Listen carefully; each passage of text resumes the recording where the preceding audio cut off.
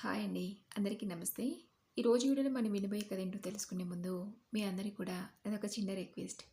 కొత్తగా మన ఛానల్ చూసిన వాళ్ళు తప్పకుండా ఒక లైక్ చేసి మీ ఫ్రెండ్స్‌కి, ఫ్యామిలీ మెంబర్స్‌కి షేర్ చేయండి. అలాగే ఇలాంటి నేను మంచి మంచి కథలు వినాలనుకుంటే ఛానల్ వెంటనే సబ్స్క్రైబ్ చేసుకొని పక్కనున్న బెల్ ఐకాన్ని క్లిక్ చేయండి. మరి ఇప్పుడు లేట్ చేయకుండా కథలోకి వెళ్ళిపోదాం. బయట వరండాలో వాలు కుర్చీలో దిగాలుగా కూర్చున్న చక్రపాణి దగ్గరికి తన ఇద్దరు కొడుకులు కోడలు వచ్చి, ఏంటి నాన్న, ఇంకా ఎన్ని రోజులని ఇలాగే తిండి తిప్పలు మాని వరండాలోనే కూర్చుంటారు? మీరు బయటే కూర్చుని ఎదురు చూస్తే మాత్రం పోయిన అమ్మ తిరిగి వస్తుందా? అస్తమానం అమ్మని తలుచుకుంటూ బాధపడుతూ కూర్చుంటే మీ ఆరోగ్యం ఏం కావాలన్నా అడిగాడు చక్రపాణి పెద్ద కొడుకు శశాంక్. కొడుకు మాటలకు బదిలిస్తూ, మీ అమ్మలేని ఈ ప్రపంచం నాకు చీకట్లా అనిపిస్తుందిరా. ఇంట్లోకి అడుగు పెట్టాలంటేనే అదోలా ఉంది. ఎప్పుడూ దేవాలయంలో కనిపించే మన ఇల్లు ఇప్పుడు దేవత లేని గుడిలా తోస్తుంది అంటూ బాధపడ్డాడు చక్రపాణి. అమ్మ లేకుండా ఇంట్లో మీరు ఒంటరిగా ఉండాలనే నాన్న, మాతో పాటు మిమ్మల్ని తీసుకెళ్ళాలనుకుంటున్నాం అన్నాడు శశాంక్. అందుకు చక్రపాణి ఏం మాట్లాడకుండా మౌనంగా ఉండిపోయాడు. కాసేపు ఆగి తనే నుంచి ఎలాంటి సమాధానం రాకపోవడంతో మళ్ళీ శశాంక్కి అడిగాడు, ఏం మాట్లాడండి నాన్న, ఇప్పటికే మేమంతా వచ్చి 15 రోజులకు పైగా అయింది. రేపు వెళ్ళాలనుకుంటున్నాం. ఇద్దరు కొడుకులుండే మిమ్మల్ని ఇలా ఒంటరిగా వదిలేసి వెళ్తే చూసేవాళ్ళు ఏమనుకుంటారు? పెద్ద కొడుకుగా మీకే చిన్న కష్టం రాకుండా చూసుకునే బాధ్యత నాది అన్నాడు శశాంక్. తన అన్నయ్య మాటలకు చక్రపాణి చిన్న కొడుకు ఆదిత్య, అదేంటన్నయ్య, నాన్న భారం నువ్వు ఒక్కడివే మోయటం ఎందుకు? మీ ఇంట్లో ఉన్నట్టే నాన్న మా ఇంట్లో కూడా ఉంటాడన్నయ్య. కావాలంటే చెరొకరిలా నాన్నని చూసుకుందాం అన్నాడు ఆదిత్య. కొడుకుల మాటలకు చక్రపాణి, అంటే నేను వీళ్ళకి భారంగా మారను నానా? తల్లి ఎలాగో పోయింది, ఉన్నయి ఒక తనని కూడా పంచుకోవడం ఏంటి? ఎక్కడి నుంచి వచ్చింది వీళ్ళకి సంస్కృతి? చిన్నప్పుడు నేను నా భార్య నువ్వు ఒకరిని చూసుకో, నేను ఒకరిని చూసుకుంటా అని వీళ్ళని పంచుకున్నావా అనుకుంటూ తనలో తానే బాధపడుతూ మౌనంగా కూర్చుండిపోయాడు. ఏంటి నాన్న, ఏదో ఒకటి చెప్పండి. ముందు మా ఇద్దరిలో ఎవరింటికి వెళ్ళాలని ఆలోచిస్తున్నారా? ముందు అన్నయ్య ఇంటికి వెళ్ళండి. 4 రోజుల తర్వాత నేను వచ్చి మిమ్మల్ని మా ఇంటికి తీసుకెళ్తాను. మరి మాతో పాటు మీకు కూడా ట్రైన్ టికెట్ బుక్ చేయమంటారా నాన్న అడిగాడు ఆదిత్య. చిన్న కొడుకు ప్రశ్నకు చక్రపాణి, అలాగే, నేను మీ ఇద్దరి ఇంట్లో ఉంటాను కానీ ఇప్పుడే రాలేనురా. ఈ 15 రోజులు గడవనివ్వండి. మీ అమ్మ నెల మాసానికి మీరందరూ మళ్ళీ వస్తారు కదా, అప్పుడు మీతో వస్తానులే. ఇప్పుడు మీరు వెళ్ళండి. ఆఫీసులో పెట్టిన లీవ్లు అయిపోయాయి అన్నారు కదా అన్నాడు చక్రపాణి. అందుకు ఆదిత్య శశాంక్, సరే నాన్న మీ ఇష్టం అని చెప్పి ఆ మరుసటి రోజు సాయంత్రానికల్లా చక్రపాణి కొడుకులు కోడళ్ళు అంతా వెళ్ళిపోయారు. చక్రపాణి భార్య దేవికి ఉన్నట్టుండి అనారోగ్యంతో కాలం చేసి ఆ రోజుకి 15 రోజులైంది. ఆవిడ దశదిన కర్మలు పూర్తయి అందుకోసం వచ్చిన బంధువులు స్నేహితులతో పాటు కొడుకులు కోడళ్ళు కూడా వెళ్ళిపోవడంతో ఇల్లంతా ఒకసారిగా నిశ్శబ్దంగా మారిపోయింది. చక్రపాణి కుర్చీలో కూర్చుని ఎదురుగా ఉన్న భార్య ఫోటో కేసు చూస్తూ, అందరూ వెళ్ళిపోయారు దేవకి, నన్ను ఇలా ఒంటరిగా వదిలేసి వెళ్ళటానికి నీకు అసలు మనసులో వచ్చింది? నేను ఎంత మర్చిపోయాలని ప్రయత్నించినా నా వల్ల కావడం లేదు. ఏదైతే జరగకూడదని ఇంతకాలంగా అనుకున్నానో అదే జరగబోతుంది దేవకి. నువ్వు వినే ఉంటావు కదా, నిన్న నేను బయట వరండాలో కూర్చున్నప్పుడు మన పిల్లలిద్దరూ నాతో ఏమన్నారు? ఈ తనని చెరొకరిలా పంచుకుంటారట. వాళ్ళ నోటి వెంట ఆ మాట వినగానే నాకు మా అమ్మ నాన్నలే గుర్తొచ్చారు దేవకి. ఏదైనా మనదాకా వస్తే కానీ తెలియదు అంటారు కదా. నా తల్లిదండ్రులకు నేను పట్టించిన కథే ఇప్పుడు మన పిల్లలు నాకు పండించబోతున్నారు. ఒకందుకు నువ్వు అదృష్టవంతురాలు దేవికి. అవన్నీ భరిస్తూ నువ్వు తట్టుకునేదానివి కాదు. మన కొడుకులు కొడలు మంచివాళ్ళే, వాళ్ళను బాగానే చూసుకుంటారని నమ్మకం ఉన్నా పరిస్థితులు ఎప్పుడు ఒకేలా ఉండవు కదా దేవకి. మన పిల్లలు కూడా ఒకప్పటి అలాగా మారిపోతే నా పట్ల వాళ్ళ ప్రవర్తన సూటిపోటి మాటలు విని నేను తట్టుకోగలను దేవకి. ఇప్పుడు నాకు ఆ పరిస్థితి రాబోతుందంటే కానీ అర్థం కావటం లేదు. ఆ రోజు నా తల్లిదండ్రులను నా ప్రవర్తనతో ఎంత బాధ పెట్టాను అంటూ 20 సంవత్సరాల కింద జరిగిన సంఘటనలు గుర్తు చేసుకుంటూ గతంలోకి వెళ్ళిపోయాడు చక్రపాణి. చక్రపాణి ఓ గవర్నమెంట్ సంస్థలో క్లర్క్గా ఉద్యోగం చేస్తుండేవాడు. భార్య దేవకి, వాళ్ళకిద్దరి సంతానం. పెద్ద కొడుకు శశాంక్, చిన్న కొడుకు ఆదిత్య. ఉన్నంతలో తన స్తోమతకు తగ్గట్టు తన ఇద్దరు కొడుకులకు బాగా చదివించాలనుకున్నాడు చక్రపాణి. చేసేది చిన్న ఉద్యోగం. నెలంతా కష్టపడి సంపాదించుకొచ్చిన జీతం ఇంటి ఖర్చులకు, తల్లిదండ్రుల పోషణకే సరిపోయేవి. పిల్లలు పెరుగుతున్న కొద్దీ చక్రపాణికి భయం పట్టుకుంది. పిల్ల చదువుకయ్యే డబ్బులు ఎలా అని. అలా అప్పటి నుంచి నెల తన జీతంతో కొంత పొదుపు చేయాలనుకున్నాడు. ఎంత పొదుపుగా ఖర్చు చేసినా వచ్చే జీతం ఇంటి ఖర్చులకే సరిపోయేది. చక్రపాణి తల్లిదండ్రులు ఇద్దరూ చాలా కాలంగా తన దగ్గరే ఉంటున్నారు. ఇద్దరికీ వయసైపోవడంతో వచ్చిన జబ్బుల కారణంగా మందులకు చాలానే ఖర్చు అవుతుంది. రేపు పిల్లల చదువుల కోసం ఏం కూడబెట్టుకుంటే ఎలా అని ఇక మీదట అమ్మ నాన్న బాధ్యతను తమ్ముని కూడా తీసుకోమని చెప్పాలని చక్రపాణి తన అమ్మాయిద్దరిని కొంతకాలం తమ్ముడి దగ్గర ఉండండి అని చెప్పి పంపించాడు. చక్రపాణి వాళ్ళు ఇద్దరు అన్నదమ్ములు. పేరు రఘురాం. తనది కూడా అంతంత మాత్రం ఉద్యోగమే. ఓ ప్రైవేటు కంపెనీలో సూపర్వైజర్గా పనిచేస్తున్నాడు. రఘురాంకి ఇద్దరు ఆడపిల్లలే.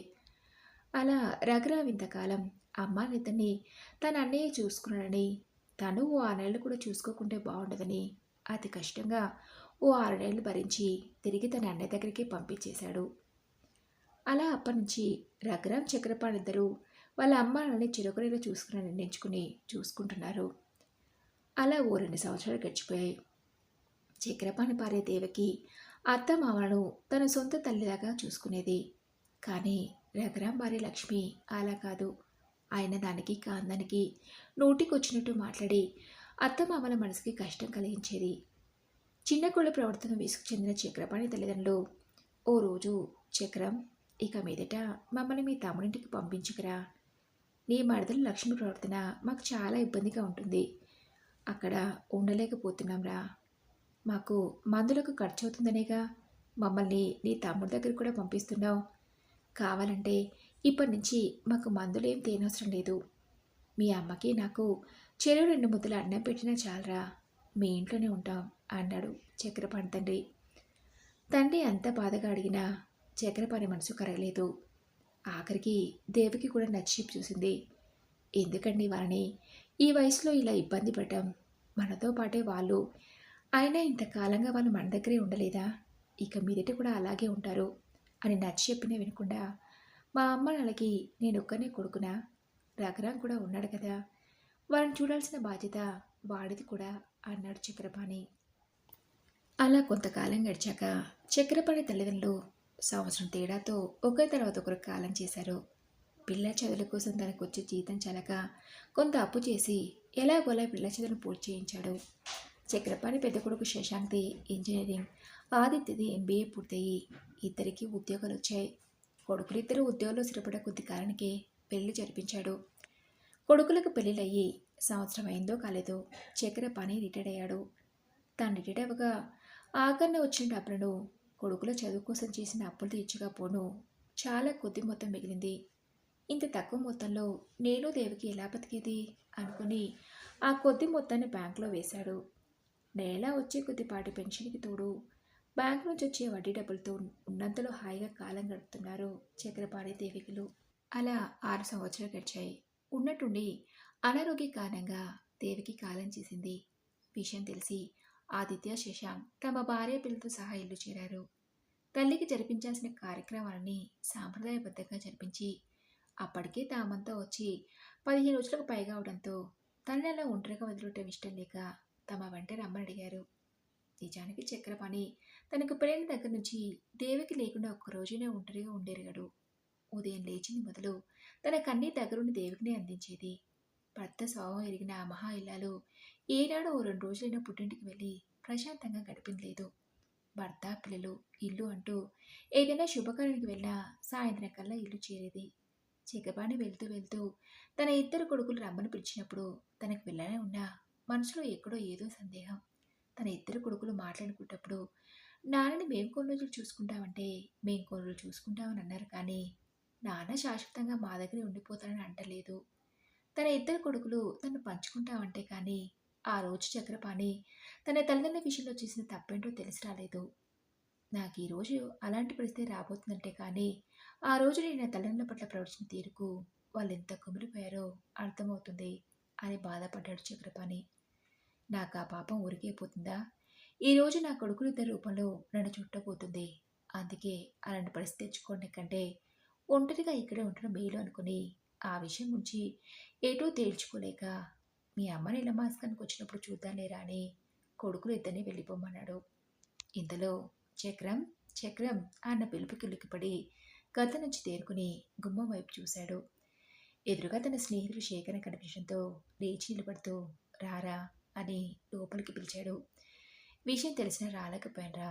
ఇంతకాలం లేంది ఇలాంటి టైంలోనే తీర్థయాత్రలకు వెళ్ళనే ఆలోచన రావాలా? దేవికి విషయం తెలిసినప్పుడు వైష్ణోదేవి ఆలయం దర్శనానికి వెళ్తున్నాం. మిగిలిన ఆలయ దర్శనాలకు మాతో పాటు వచ్చిన వాడిని వెళ్ళిపోమని నేను ట్రైన్లో వచ్చేసానురా. అసలు ఎలా జరిగింది? చెల్లమ్మకి ఆరోగ్య సమస్యలు కూడా ఏమీ లేవు కదా అడిగాడు శేఖరం. అవునరా, ఎప్పుడూ ఒంట్లో నలతగా ఉందని కూడా అనదు. బొంగరంలా ఇల్లంతా తిరుగుతూ చలాకీగా ఉండేది. ఒంట్లో కాస్త నలతగా ఉందంటే హాస్పిటల్కి వెళ్దాం దేవకి అంటే ఈ చిన్నదానికి హాస్పిటల్ దాకా ఎందుకండి, అదే తగ్గిపోతుందని హాస్పిటల్కి రాలేదు. ఆ మరుసటి రోజు రాత్రి ఏమైందో ఏమో నిద్రలోనే ప్రాణం పోయింది. ఇలా అవుతుందని తెలిస్తే బలవంతంగానే హాస్పిటల్ తీసుకెళ్ళామని అని చెప్పాడు చక్రపాణి. అందుకు శేఖరం, సమయం ఎప్పుడెలా వస్తుందో ఎవరికి తెలుసురా. అవును, ఇల్లంతా ఇలా ఖాళీగా ఉంది. శశాంక్ ఆదిత్య వాళ్ళంతా ఎక్కడా అడిగాడు శేఖరం. నిన్నే వెళ్ళిపోయారు అని చెప్పాడు చక్రపాణి. మరి నువ్వు వాళ్ళతో వెళ్ళకపోయావా? వాళ్ళ దగ్గర కొన్ని రోజులు ఉంటే స్థలం మానట్టు ఉంటుంది కదా అన్నాడు శేఖరం. వాళ్ళు రమ్మని పిలిచారు. నాకెందుకో వెళ్ళంటే భయంగా ఉంది. ఒకరోజు 2 రోజుల కోసం వెళ్ళినప్పుడు బాగానే చూసుకుంటారు. నేను ఇక వాళ్ళ దగ్గరే శాశ్వతంగా ఉండిపోతానంటే వాళ్ళ ప్రవర్తనలో ఎటువంటి మార్పులు వస్తాయేమో అని భయంగా ఉందిరా శేఖరం. పైగా నీ కొడుకు నిన్ను పంచుకున్నట్టే నా ఇద్దరు కొడుకులు నన్ను చెరో నెల రోజులు చూసుకోవాలని అనుకుంటున్నారు అని చెప్పాడు చక్రపాణి. అందుకు శేఖరం, ఈ కాలంలో కూడా ఇలాంటి పిల్లలు ఉన్నందుకు సంతోషించాలరా. వాళ్ళు ఏమైనా వాళ్ళని చూడమని వాళ్ళ పరిస్థితులకు ఆర్థిక స్థితులకు తగ్గట్టు చెరీ కొంతకాలం నీ బాధ్యత పంచుకోవాలనుకుంటున్నారు. ఈ మాత్రం అవకాశం నేను ఎంతోమంది అనాథాశ్రమంలో పిల్ల ఆదరణ కరువయ్యి కష్టాలు పడుతున్నారో చూడటం లేదా?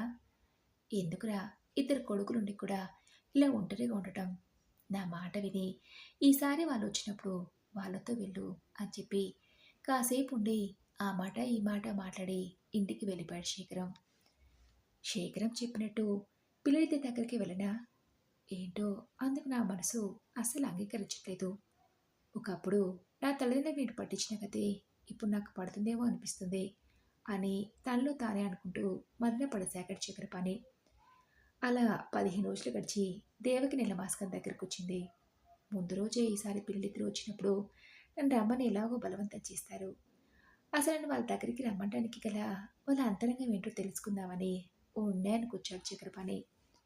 ఆ మరుసటి రోజు తల్లి నీలమాస్కానికి వచ్చి జరిపించాల్సిన కార్యక్రమాలన్నీ జరిపించి, నాన్న మీరు మాతో పాటు వస్తున్నారు కదా అడిగాడు శశాంక్.